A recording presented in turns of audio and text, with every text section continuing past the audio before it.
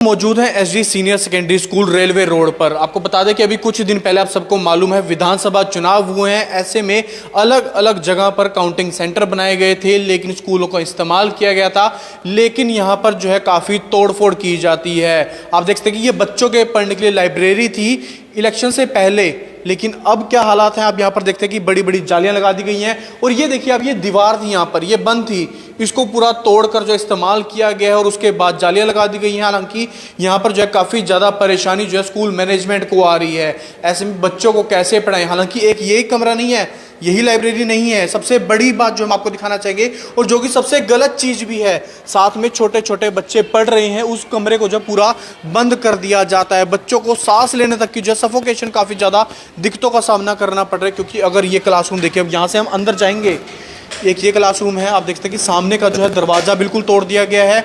यहाँ पे खिड़कियाँ थी, खिड़कियों को बिल्कुल बंद कर दिया गया है। और सामने सबसे बड़ी बात यह कि एक क्लासरूम से दूसरी क्लासरूम में जाने के लिए अंदर उस साइड कोई भी दरवाज़ा नहीं है। हालांकि दरवाज़ा ज़रूर था वहाँ पर, लेकिन उसको जो है पक्का बंद कर दिया गया। और ये वाले बच्चे को बाहर जाना है तो इस दूसरी क्लासरूम से होकर जाना पड़ेगा। और ऐसे में काफ़ी सफोकेशन है, बिल्कुल घुटन हो चुकी है, क्योंकि एक भी खिड़की नहीं है। हालांकि हम आपको दिखाना चाहेंगे, यहाँ पर आप देखते हैं कि ये दरवाज़ा था, यहाँ से इस क्लासरूम के बच्चे बाहर जाते थे, सांस लेने के लिए दिक्कत तो अब फिलहाल हो रही है। और ऐसे में कहीं ना कहीं परेशानी, छोटे छोटे मासूम से बच्चे हैं, छोटे छोटे हैं, और उसमें अगर इस तरीके की परेशानी आएगी तो कहीं ना कहीं अपने आप में बड़े सवाल पैदा करता है। हालांकि यहाँ पर जो प्रिंसिपल है, पूरा स्टाफ है, उनके द्वारा काफ़ी बार रिक्वेस्ट की गई है एसडीएम इंद्री को, क्योंकि इंद्री का जो है यहाँ पर विधानसभा का काउंटिंग सेंटर बना था, वहाँ पर जो उनकी जिम्मेवारी बनती है, आपने स्कूल जैसे लिया था वैसे आपको स्कूल वापस करना भी चाहिए था। लेकिन कई बार रिक्वेस्ट देने के बाद भी यहाँ पर कोई हल नहीं निकल रहा है, कोई समाधान नहीं निकल रहा है। हालांकि यहाँ पर देखिए ये दरवाज़ा ज़रूर है, लेकिन खुलता नहीं है। दरवाज़ा खुलेगा कैसे? क्योंकि इसके पीछे एक पक्की दीवार बना दी गई है। और ऐसे में छोटे छोटे बच्चे अगर वहाँ पर पढ़ रहे हैं, बंद एक कमरे में पढ़ रहे हैं, तो सफोकेशन की कितनी ज़्यादा दिक्कत आएगी। और ऐसे में एक क्लासरूम नहीं, दो नहीं, काफ़ी क्लासरूम ऐसे हैं। यहाँ पर एक और आप देख सकते हैं, यहाँ पर एक भी खिड़की नहीं है।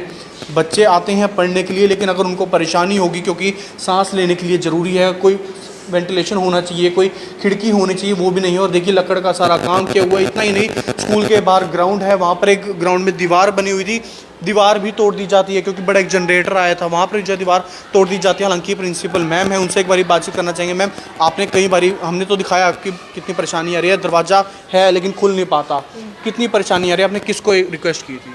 सर एसडीएम सर को जैसे पर्सनली मैंने आपको मैसेजेस दिखाए हैं कि मैंने उन्हें हर बात के लिए मैसेज किया है, हाथ जोड़ के इमोजीज भेज के हम्बल रिक्वेस्ट किया है कि सर ये स्कूल मुझे रन करना है, मेरी कोई पर्सनल प्रॉपर्टी नहीं है, और मेरा ये छोटे बच्चों का जूनियर विंग है। छोटे बच्चों को आप समझ सकते हैं कि अगर स्टेयर्स से मैं ऊपर लेके जाती हूँ, बिठाती हूँ, अगर कोई इंजरी हो जाती है तो उसके लिए भी प्रिंसिपल रिस्पॉन्सिबल हो जाएगी। और सबसे बड़ी बात, मेरे छोटे बच्चों के वॉशरूम भी ग्राउंड फ्लोर पर है, तो उन्हें ऊपर से वॉशरूम जाने के लिए भी नीचे ही आना पड़ता है। तो मेरे लिए ये बहुत बड़ी समस्या है।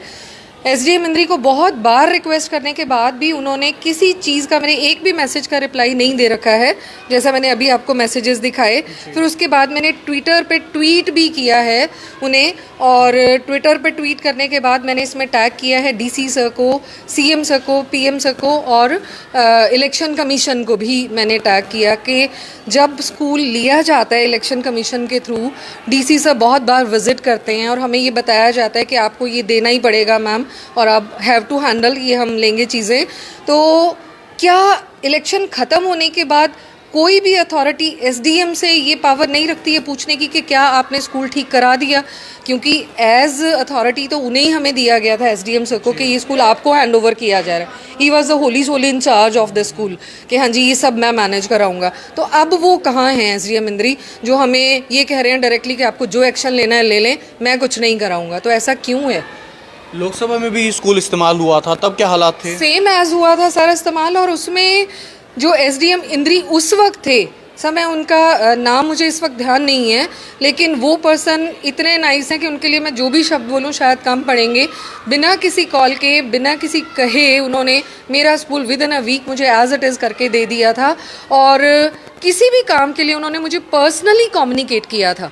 उन्होंने बीच में पर्सन ही रखे थे, लाइक आई एम एसडीएम तो मैं क्यों बात करूंगा प्रिंसिपल से, नॉट लाइक दैट। और इन एसडीएम ने तो फ़ोन उठाने पे इन्हें ये लगा कि शायद मैं प्रिंसिपल से बात करूंगा तो मेरी पोस्ट डाउन हो जाएगी, तो इन्होंने एंटायर प्रोसेस में ये भी ज़रूरी नहीं समझा कि मैं प्रिंसिपल को ये बताऊं कि स्कूल कब बंद कर रहा है, मुझे पेरेंट्स को कम्युनिकेट करना होगा, कि मैं इस लेवल पे काम नहीं कर रही हूँ कि चलिए जी इन्होंने कहा बंद और बंद हो गया, मुझे मैसेजेस करने हैं, ऑनलाइन क्लासेस लगानी है, 10-15 दिन के लिए स्कूल बंद होगा तो उन्होंने किसी भी चीज़ के लिए कॉपरेट नहीं किया। इनफैक्ट उनकी बातचीत और लैंग्वेज में बदतमीज़ी झलक रही थी, मतलब फीमेल से बात करने का उनका कोई लेवल नहीं था।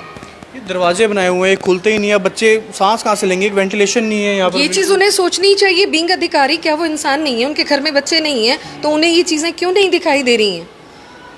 एक इंसानियत है कि आपने अगर काम करवाया है, आपने एक कॉल करना है डिपार्टमेंट को और हमारा काम हो जाएगा, तो वो कॉल क्यों नहीं किया जा रहा है? मुझे 10 जगह रिक्वेस्ट और एप्लीकेशंस क्यों लगानी पड़ रही हैं? बिल्कुल, लगातार जो है कई बार रिक्वेस्ट कर ली गई है, लेकिन उसके बावजूद भी कोई समाधान नहीं निकल रहा है। और ये सवाल है छोटे बच्चों का, जो कि सुबह स्कूल आते हैं, अच्छे वातावरण में पढ़ने के लिए आते हैं, लेकिन जगह जगह पर उनको गंदगी दिखेगी। क्लासरूम में बैठेंगे तो वहाँ पर जो है वेंटिलेशन नहीं है, खिड़की नहीं है, दरवाजे तक नहीं है बच्चों को अंदर जाने के लिए। एक क्लासरूम से दूसरी क्लासरूम के अंदर जाना पड़ता है, हालांकि बाहर दरवाजे होते हैं लेकिन उनको बंद कर दिया गया, एक दीवार बना दी गई है। हालांकि उसको कौन ठीक कराएगा, वो एक अपने आप में बड़ा सवाल है। हमारी भी हाथ जोड़ के अपील है SDM साहब से कि आप एक बारी आइए, समस्या समझिए, उसके बाद जो आपको ठीक लगता है आप कार्रवाई जरूर कीजिए, लेकिन एक बारी वहाँ पर आइए, आप स्कूल में आइए, मैडम से बातचीत करिए, बच्चों से उनका हालचाल जानिए। लेकिन जैसे स्कूल आपको दिया गया था, आप तमाम संबंधित अधिकारियों को उनको रिक्वेस्ट कीजिए, उनको ऑर्डर दीजिए कि आपको स्कूल जैसे दिया गया था आप उसको वैसे भी ठीक कीजिए, क्योंकि बाहर भी काफ़ी ज़्यादा गंदगी है। जनरेटर के लिए उन्होंने एक दीवार तोड़ दी गई है, क्लासरूम के लिए जो है पक्की दीवार उन्होंने खड़ी कर दी गई है, खिड़कियाँ बंद कर दी गई हैं, क्लासरूम के अंदर जाने के लिए जो दरवाज़ा होता है उसको भी बंद कर दिया गया परमानेंट। तो ऐसे में कहीं ना कहीं ये सवाल जो है छोटे बच्चों का है, जो कि पढ़ने के लिए आते हैं, उनका सवाल है। उनसे एक बारी आकर जो है आप उनका हालचाल जरूर पूछिए। मुकुश तीजा, करनाल ब्रेकिंग।